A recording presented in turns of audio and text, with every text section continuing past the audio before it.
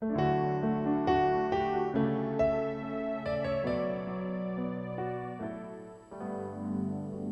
Bapak Ibu yang dikasihi oleh Tuhan Yesus. Kita percaya semuanya bahwa kita menerima sukacita dari Tuhan. Tuhan yang melindungi kita sepanjang minggu. Bahkan di usbu yang baru, Tuhan ada bersama-sama dengan kita. Tuhan menjaga kami. Terima kasih Tuhan untuk perlindungan Allah yang luar biasa. Kami masih diberikan kepercayaan, kehidupan yang baru. Semuanya hanya untuk kemuliaan nama-Mu Tuhan. Kami mengundang Roh Kudus-Mu hadir pada saat ini Tuhan. Menjamah kami dimanapun kami berada. Ketika kami memberikan hati kami, memberikan waktu kami, duduk di altar Tuhan yang Maha Kudus. Urapi dan kuduskan kami Tuhan, sehingga ibadah yang kami lakukan kepadamu berkenan di hadapan Tuhan. Kami berdoa untuk anak-anak sekolah minggu dimanapun mereka berada Tuhan. Roh takut akan Tuhan menaungi anak-anak generasi kunci Daud. Terima kasih Tuhan, Engkau berkati kami semuanya menikmati hadirat Tuhan. Terima kasih Tuhan.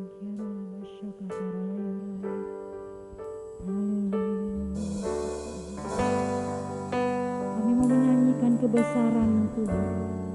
Kami mau bersorak karena Engkau yang kudus. Engkau yang layak kami sembah. Kami mengundang Roh Kudus-Mu Tuhan. Mengurapi kami. Kami mau menyenangkan hati Tuhan.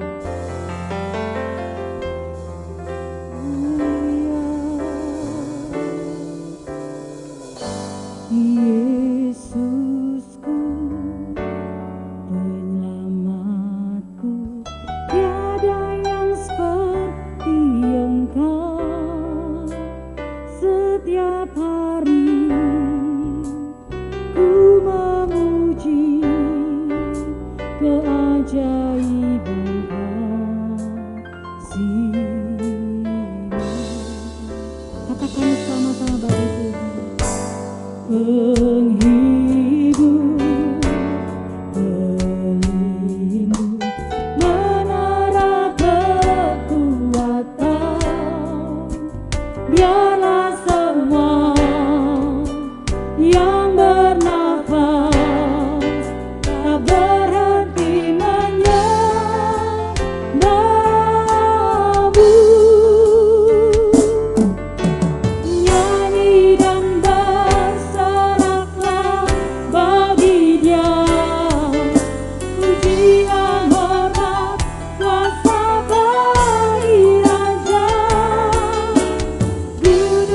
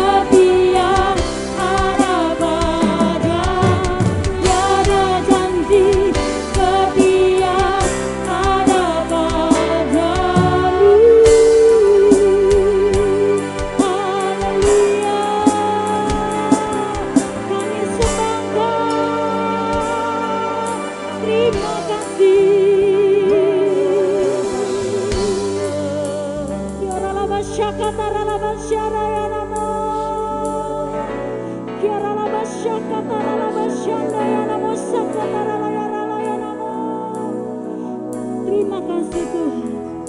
Terima kasih Tuhan Yesus. Terima kasih. Sembah Engkau Yesus. Hanya Engkau Allah di hidupku. Tiada yang lain, hanya Kau, hanya Engkau Tuhan selamanya. Kau tetap Allah, walau dunia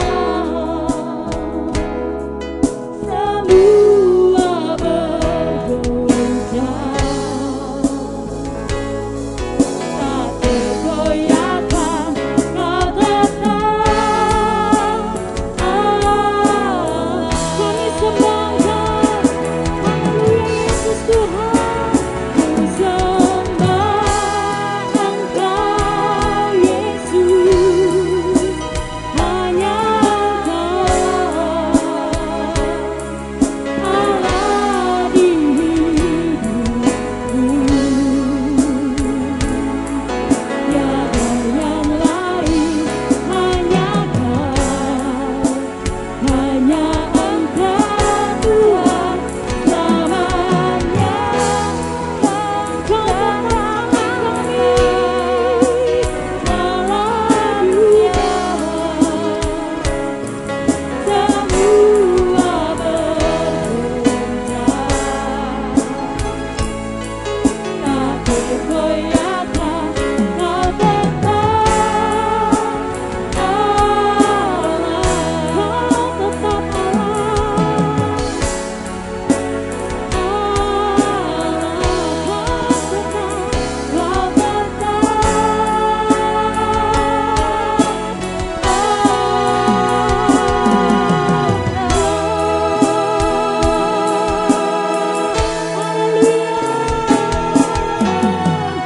Berikan sorak-sorai bagi Tuhan Yesus. Haleluya. Kau tetap Allah kami. Kau tetap Tuhan kami. Kau tetap Raja kami. Haleluya. Terima kasih Tuhan. Kami mau memuji Engkau karena kami sudah diberkati Tuhan. Haleluya. Salam kiri kanan, tos, Bapak Ibu, Mama, Papa, dan anak-anak semuanya. Kita bersuka cita karena kita diberkati Tuhan. Haleluya.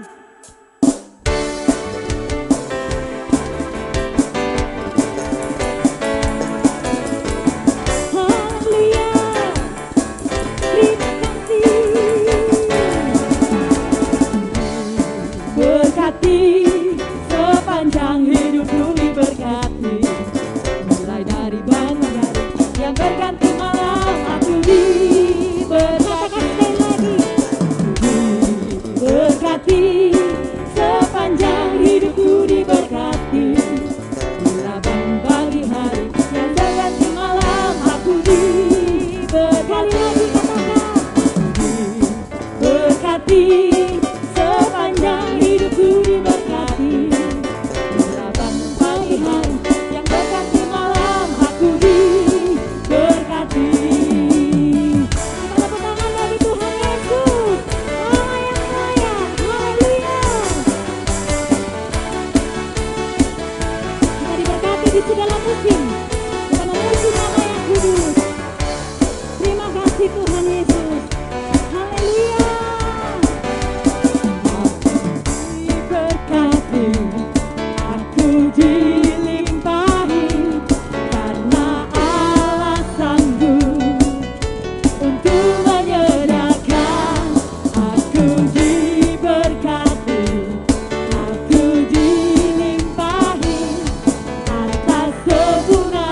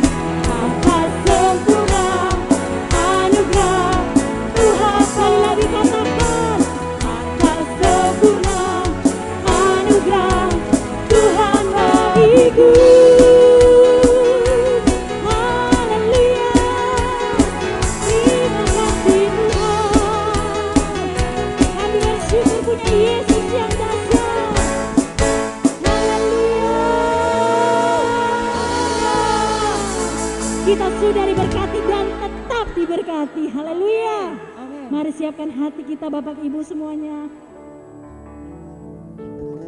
Kita akan menerima firman Tuhan.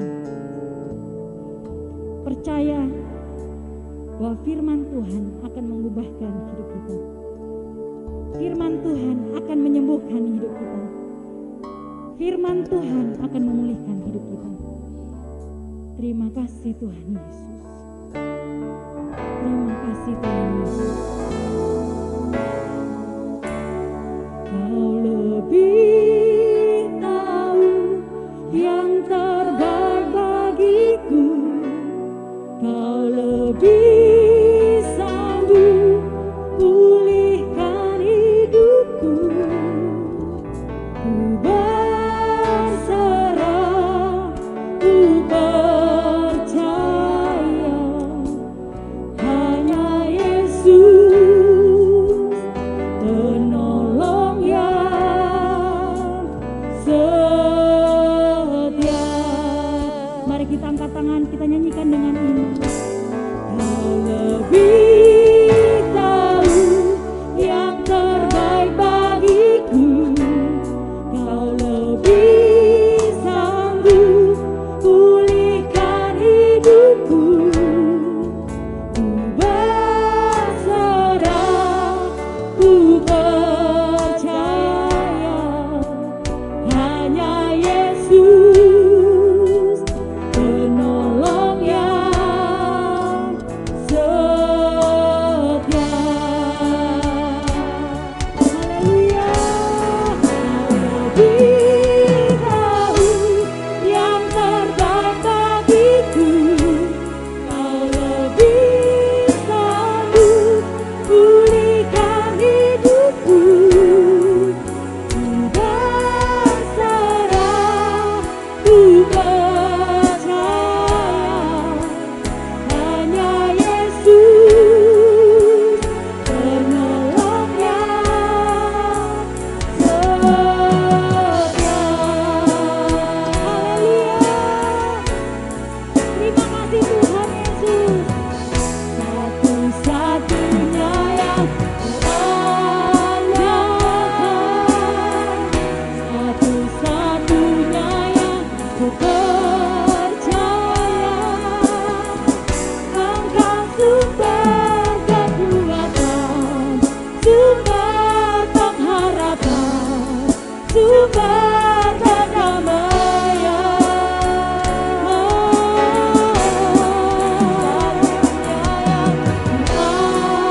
Kami andalkan, yang ku percaya. Engkau Tuhan berkati, Tuhan penyembuhku, Tuhan pemulihku. Engkau Tuhan memberkati, Tuhan memberkati, Tuhan penyembuhku, Tuhan pemulih. Sekali lagi katakan, Engkau Tuhan memberkati, Engkau Tuhan memberkati, Tuhan penyembuhku, Tuhan pemulihku.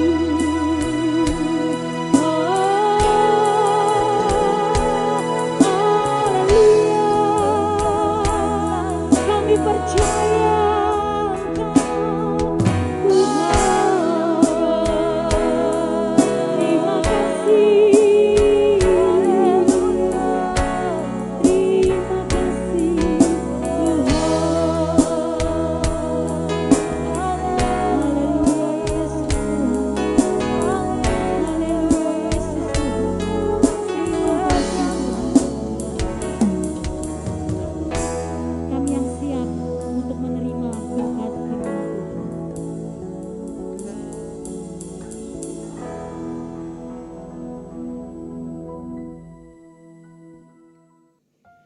Shalom jemaat Kunci Daud yang dikasihi oleh Tuhan. Senang sekali kembali kita boleh bersama-sama beribadah secara online di hari ini.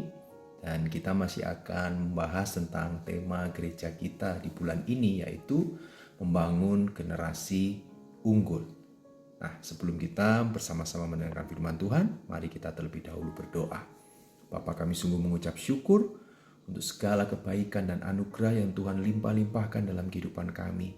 Rahmat-Mu selalu baru setiap pagi. Kami menikmati kebaikan demi kebaikan-Mu, penyertaan-Mu, pertolongan-Mu, kasih sayang-Mu, rahmat-Mu, berkat-Mu sungguh limpah dalam kehidupan kami. Karenanya kami selalu ingin Tuhan menaikkan ucapan syukur kami di hadapan-Mu. Dan di saat pagi hari ini kami mau bersama-sama mendengarkan firman Tuhan. Urapi hamba-Mu yang menyampaikan dan kami semua yang mendengarkannya, agar melalui kebenaran firman Tuhan, iman kami boleh dibangun di atas dasar Kristus Yesus Tuhan. Semakin hari kehidupan kami boleh menjadi berkat dan menjadi dampak yang positif bagi orang-orang yang ada di sekeliling kami. Inilah kami siap untuk mendengarkan firman Tuhan. Kami sambut di dalam nama Tuhan Yesus. Haleluya. Amin. Nah, berbicara tentang membangun generasi unggul. Apa yang kita gunakan untuk mengukur kesuksesan atau keberhasilan seseorang di dalam perjalanan kehidupan mereka? Seringkali itulah yang akan menentukan apa definisi kata unggul bagi kita. Kebanyakan orang masih memiliki gambaran yang samar tentang makna kesuksesan di dalam kehidupan. Ada yang berkata sukses adalah ketika saya memiliki kekayaan seperti Bill Gates misalnya. Sukses adalah kalau saya memiliki bentuk tubuh. Kalau dia laki-laki seperti Cristiano Ronaldo misalnya.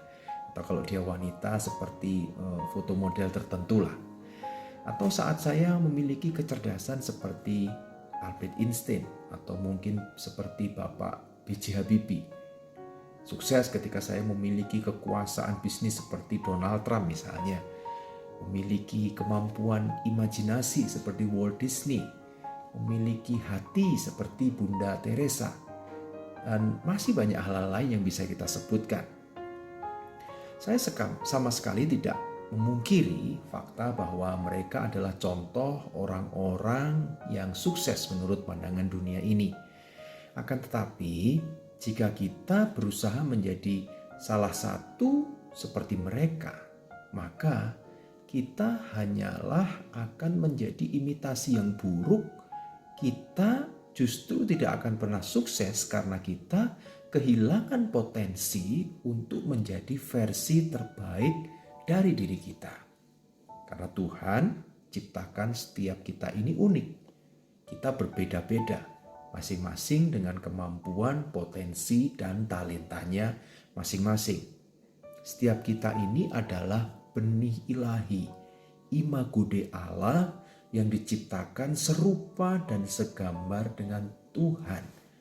Potensi terbaik yang bisa kita raih adalah keserupaan seperti Kristus Yesus Tuhan kita.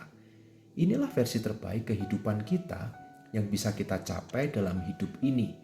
Nah, untuk menuju ke sana, benih itu sudah Tuhan berikan di dalam kehidupan kita.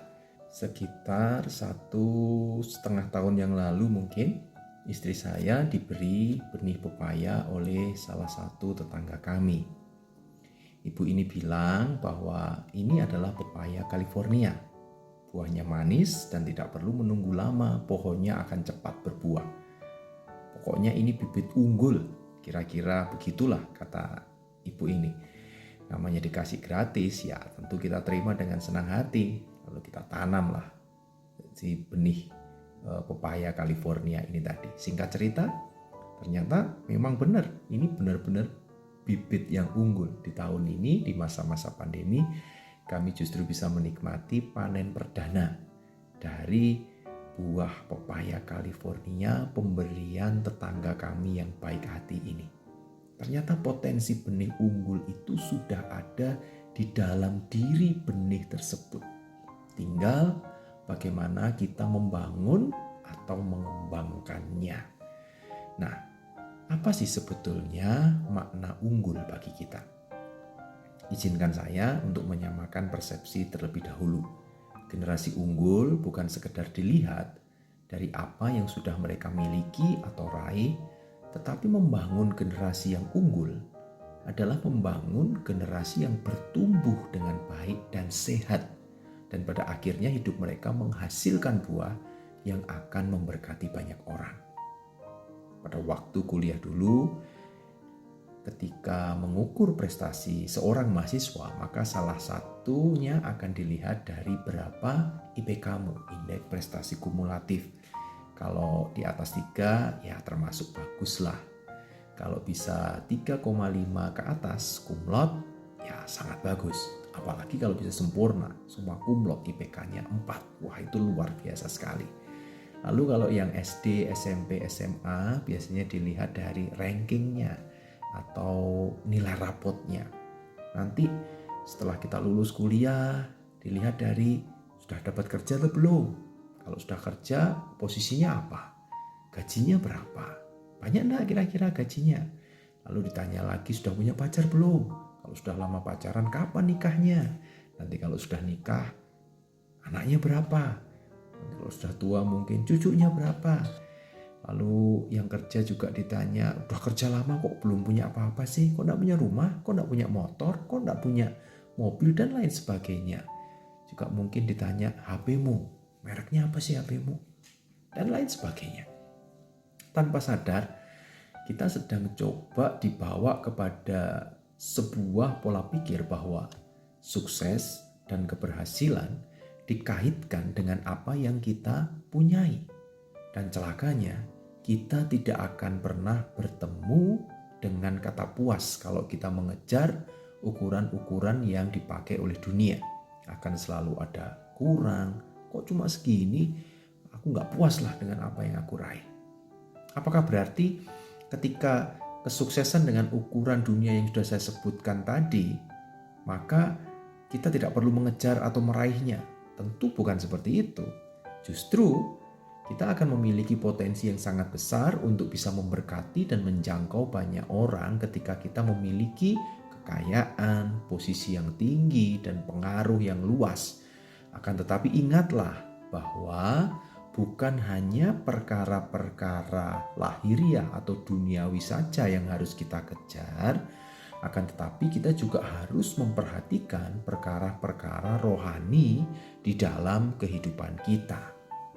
Ada 3 hal yang harus kita perhatikan kalau kita ingin membangun generasi unggul yang sehat dan kuat secara rohani. Kolose 1 ayat 4 sampai dengan yang kelima. Karena kami telah mendengar tentang imanmu dalam Kristus Yesus dan tentang kasihmu terhadap semua orang kudus, oleh karena pengharapan yang disediakan bagi kamu di surga. Tentang pengharapan itu telah lebih dahulu kamu dengar dalam firman kebenaran, yaitu Injil. Juga kita baca di dalam 1 Korintus 13 ayat yang ke-13. Demikianlah tinggal ketiga hal ini, yaitu iman, pengharapan, dan kasih. Dan yang paling besar di antaranya ialah kasih. Kita akan coba bahas 3 hal ini. Yang pertama adalah iman. Kita akan melihat satu kisah di Alkitab yang tentunya kita semua sudah sangat sering mendengarnya. Di dalam 1 Samuel 17 ayat yang ke-4, ayat ke-8, dan ayat yang ke-10. Lalu tampillah keluar seorang pendekar dari tentara orang Filistin. Namanya Goliat dari Gat. Tingginya 6 hasta sejengkal. Ia berdiri dan berseru kepada barisan Israel, katanya kepada mereka, "Mengapa kamu keluar untuk mengatur barisan perangmu? Bukankah aku seorang Filistin dan kamu adalah hamba Saul? Pilihlah bagimu seorang dan biarlah ia turun mendapatkan dagu.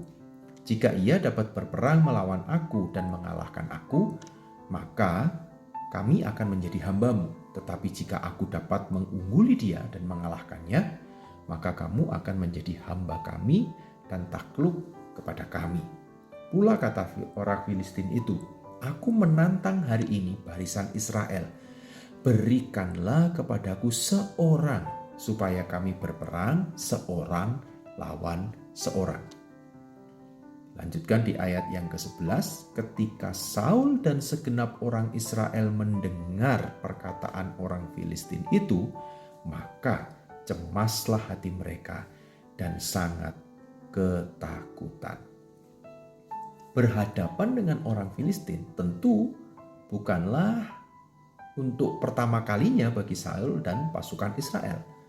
Tapi kenapa mereka tiba-tiba menjadi pengecut seperti ini ketika diajak duel 1 lawan 1? Bukankah mereka sudah meraih beberapa kemenangan-kemenangan besar ketika mereka berperang melawan musuh-musuh mereka?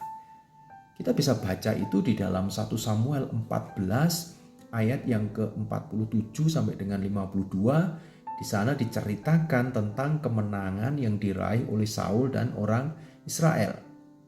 Setelah Saul mendapat jabatan raja atas Israel, maka berperanglah ia ke segala penjuru melawan segala musuhnya, melawan Moab, Bani Amon, Edom, raja-raja negeri Soba, dan orang Filistin. Dan kemanapun ia pergi selalu mendapatkan kemenangan. Ia melakukan perbuatan-perbuatan yang gagah perkasa, memukul kalah orang Amalek, dan melepaskan orang Israel dari tangan orang-orang yang merampasi mereka. 1 Samuel 14 ayat yang ke-52 dikatakan, hebat peperangan melawan orang Filistin selama zaman Saul, dan semua pahlawan dan orang gagah perkasa yang dilihat Saul dikumpulkannya kepadanya. Ternyata mereka tidak kekurangan stok orang-orang gagah perkasa, dan mereka sudah biasa perang dan menang tentunya. Namun yang jadi persoalan ketika ditantang duel 1 lawan 1, bukan perang secara bersama-sama, secara kolosal seperti itu, seperti yang biasanya mereka lakukan, tiba-tiba nyali mereka menjadi ciut. Bahkan di dalam firman tadi dikatakan mereka sangat takut. Tentu ini berbeda sekali dengan Daud yang dengan berani maju menantang Goliat. Dan kita semua tahu akhir ceritanya, Daud yang masih muda berhasil mengalahkan raksasa Filistin dan membuat mereka lari kocar-kacir. Kenapa? Karena Daud memiliki iman personal, bukan iman kerumunan. Daud terbiasa di dalam kesendiriannya, memuji, menyembah, dan bersekutu dengan Allah. Mazmur berisi kata-kata iman Daud yang begitu personal dengan Allah yang lahir dari hubungan pribadi yang dekat dengan Tuhan. Di masa pandemi ini seharusnya membuat kita melatih untuk memiliki iman personal.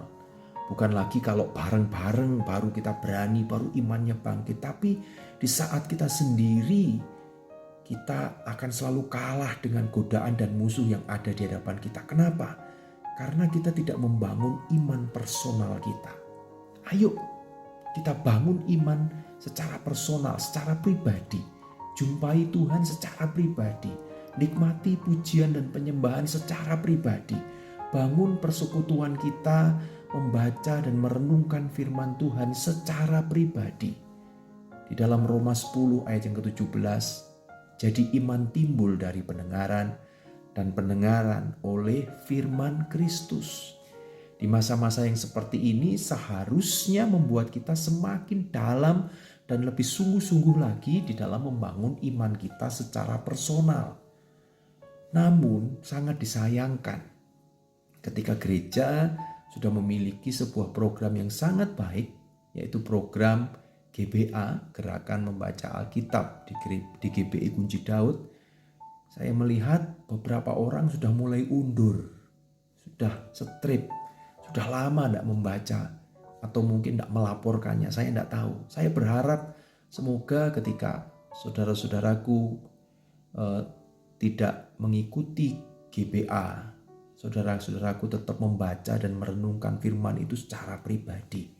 Karena hanya melalui pendengaran akan firman Tuhanlah iman kita akan dibangun, iman kita akan menjadi kuat, dan kita menjadi generasi yang unggul, generasi yang tahan uji, generasi yang tidak mudah putus asa dan menyerah di dalam situasi apapun juga. Lalu yang kedua adalah pengharapan. Kita baca lagi kisah peperangan Israel dan Filistin yang ditulis di dalam 1 Samuel 13 dan 14. Di dalam ayat yang ke 1 Samuel 13 ayat 5 sampai dengan 6 dan juga 15 sampai dengan 16. Adapun orang Filistin telah berkumpul untuk berperang melawan orang Israel dengan 3.000 kereta, 6.000 orang pasukan berkuda dan pasukan berjalan kaki sebanyak pasir di tepi laut. Mereka bergerak maju dan berkemah di Mikmas di sebelah timur Bet Awen. Ketika dilihat orang-orang Israel bahwa mereka terjepit sebab rakyat memang terdesak, maka larilah rakyat bersembunyi di goa, Kelok Batu, Bukit Batu, Liang Batu, dan Perigi. Kemudian berangkatlah Samuel dan pergi dari Gilgal ke Gibea Benyamin, tetapi Saul memeriksa barisan rakyat yang ada bersama-sama dengan dia itu, kira-kira 600 orang banyaknya. Saul dan Yonatan anaknya dan rakyat yang ada bersama-sama dengan mereka tinggal di Geba Benyamin, sedang orang Filistin berkemah di Mikmas. 1 Samuel 13 ayat yang ke-22, sehingga pada hari pertempuran itu sebilah pedang atau lembing pun tidak terdapat pada seluruh rakyat yang ada bersama Saul dan Yonatan. Tetapi Saul dan Yonatan anaknya itu masih mempunyainya. Sungguh satu posisi yang sangat tidak seimbang. Hanya tersisa 600 orang dari orang Israel melawan pasukan Filistin yang masih cukup banyak. Ada 3.000 tambah 6.000, ada pasukan berjalan kaki yang seperti pasir di laut banyaknya. Dan diperparah lagi mereka tidak ada senjata yang bisa digunakan untuk berperang. Namun di tengah kondisi yang seperti ini, Yonatan dia memiliki iman yang luar biasa. Dalam kondisi terjepit seperti itu, dikatakan tadi orang-orang Israel sembunyi di lekuk-lekuk batu, di gua-gua. Tetapi Yonatan dalam kondisi yang terjepit, dia tidak kehilangan harapannya dan dia mengajak bujang pembawa senjatanya. Dan kita baca di dalam 1 Samuel 14 ayat yang ke-6 sampai dengan yang ke-23. Berkatalah Yonatan kepada bujang pembawa senjatanya itu, "Mari kita menyeberang ke dekat pasukan pengawal orang-orang yang tidak bersunat ini. Mungkin Tuhan akan bertindak untuk kita, sebab bagi Tuhan tidak sukar untuk menolong, baik dengan banyak orang maupun dengan sedikit orang." Lalu jawab pembawa senjatanya itu kepadanya, "Lakukanlah niat hatimu itu, sungguh aku sepakat." Kata Yonatan, "Perhatikan, kita menyeberang ke dekat orang-orang itu dan memperlihatkan diri kepada mereka. Apabila kata mereka kepada kita begini, 'Berhentilah sampai kami datang padamu,' maka kita tinggal berdiri di tempat kita dan tidak naik mendapatkan mereka. Tetapi apabila kata mereka begini, 'Naiklah kemari,' maka kita akan naik, sebab kalau demikian Tuhan telah menyerahkan mereka ke dalam tangan kita. Itulah tandanya bagi kita." Ketika mereka keduanya memperlihatkan diri kepada pasukan pengawal orang Filistin, berkatalah orang Filistin itu, "Lihat, orang-orang Ibrani keluar dari lubang-lubang tempat mereka bersembunyi." Orang-orang dari pasukan pengawal itu berseru kepada Yonatan dan pembawa senjatanya, katanya, "Naiklah kemari, maka kami akan menghajar kamu." Lalu kata Yonatan kepada pembawa senjatanya, "Naiklah mengikuti aku, sebab Tuhan telah menyerahkan mereka ke dalam tangan orang Israel." Maka naiklah Yonatan merangkak ke atas dengan diikuti oleh pembawa senjatanya. Orang-orang itu tewas terparang oleh Yonatan, sedang pembawa senjatanya membunuh mereka dari belakangnya. Kekalahan yang pertama ini yang ditimbulkan Yonatan dan pembawa senjatanya itu besarnya kira-kira 20 orang dalam jarak kira-kira setengah alur dari sepembajakan ladang. Lalu timbullah kegentaran di perkemahan, di padang, dan di antara seluruh rakyat juga pasukan pengawal, dan penjara-penjara itu gentar, dan bumi gemetar, sehingga menjadi kegentaran yang dari Allah. Ketika peninjau-peninjau Saul di Gibea Benyamin melihat hal itu, dan sesungguhnya orang ramai seperti ombak berjalan ke sana kemari, berkatalah Saul kepada tentara yang bersama-sama dengan dia itu, "Periksalah barisan dan lihatlah, siapa yang pergi daripada kita?" Mereka memeriksa barisan dan ternyata Yonatan dan pembawa senjatanya tidak ada. Lalu kata Saul kepada Ahia, "Bawalah baju efod kemari." Karena pada waktu itu dialah yang memakai baju efod di antara orang Israel. Tetapi sedang Saul berbicara kepada imam itu, maka kian lama kian bertambahlah keributan di perkemahan orang Filistin. Sehingga Saul berkata pula kepada imam itu, "Biarlah." Kemudian berkumpullah Saul dan seluruh rakyat yang bersama-sama dengan dia itu, dan ketika mereka sampai ke tempat pertempuran, tampaklah setiap orang menikam temannya dengan pedang, suatu huru-hara yang sangat besar. Lagi pula orang-orang Ibrani yang telah lama tinggal pada orang Filistin dan yang telah ikut maju dalam tentara mereka.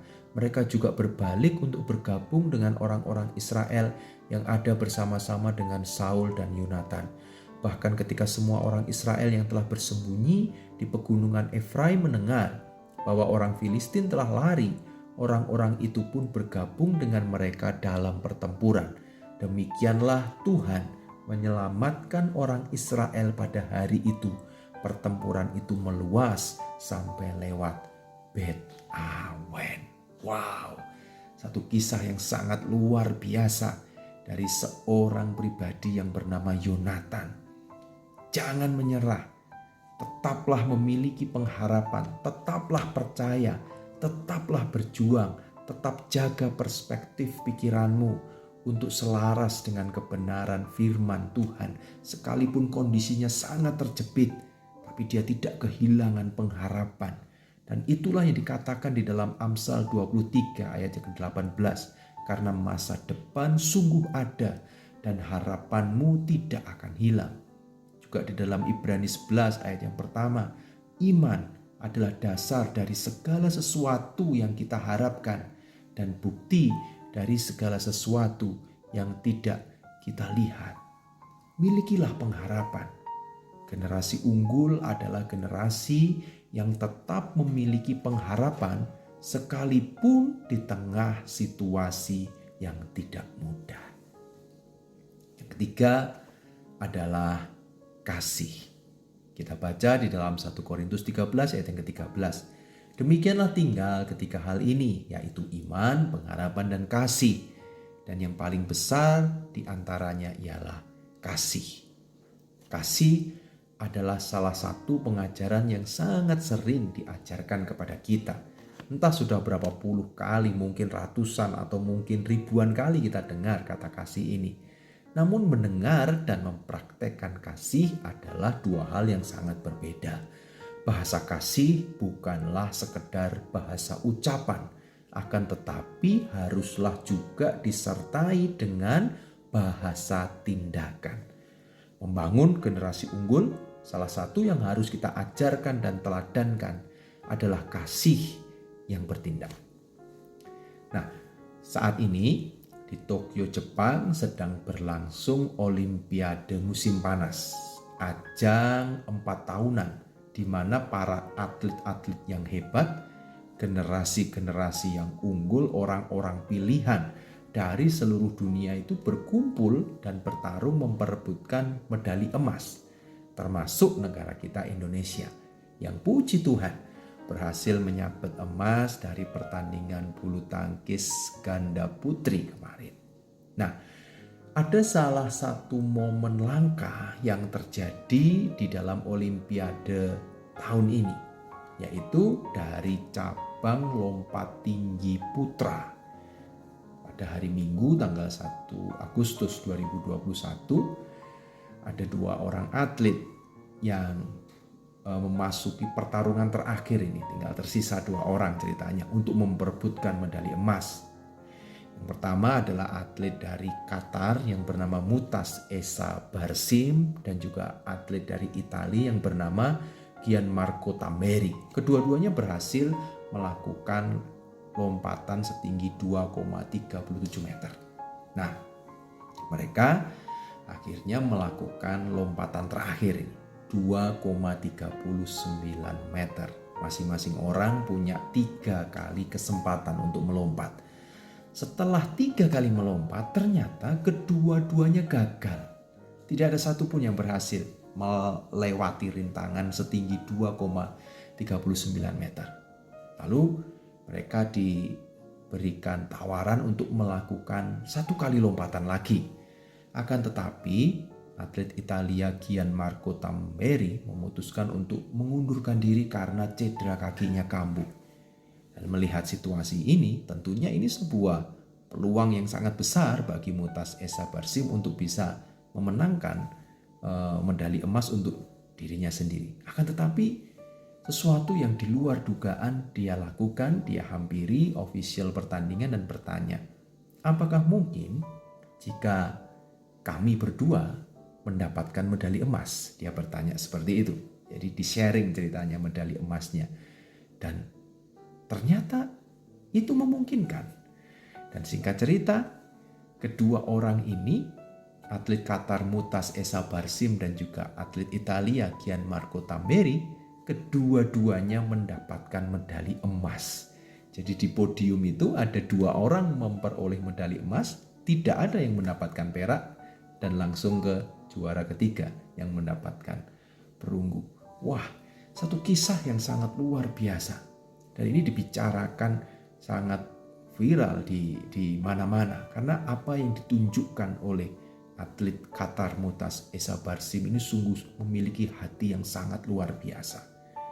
Dia adalah orang yang memiliki kemampuan sangat luar biasa di dalam melakukan lompat tinggi, karena dia juga juara dunia di luar Olimpiade ya, di tahun 2017, 2019 dia sering sekali juara. Dia memiliki potensi untuk lakukan kemenangan itu bagi dirinya sendiri, tapi dia memilih untuk berbagi karena dia melihat pesaingnya mengalami cedera. Dan akhirnya kisah ini sungguh menginspirasi dan dibicarakan banyak orang. Generasi unggul, generasi yang memiliki kasih, bukanlah generasi yang hanya ingin meraih kesuksesan kemenangan bagi dirinya sendiri, tapi dia bisa memperhatikan apa yang terjadi di sekelilingnya, apa yang orang-orang butuhkan di hari-hari ini. Marilah kita menjadi generasi unggul yang mau peduli dengan orang-orang di sekeliling kita. Kalau kita adalah orang-orang yang bekerja di perusahaan, kita mungkin orang-orang yang memiliki kemampuan untuk mengambil keputusan.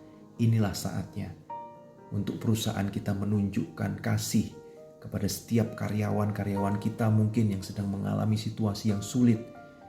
Inilah saatnya kita hadir.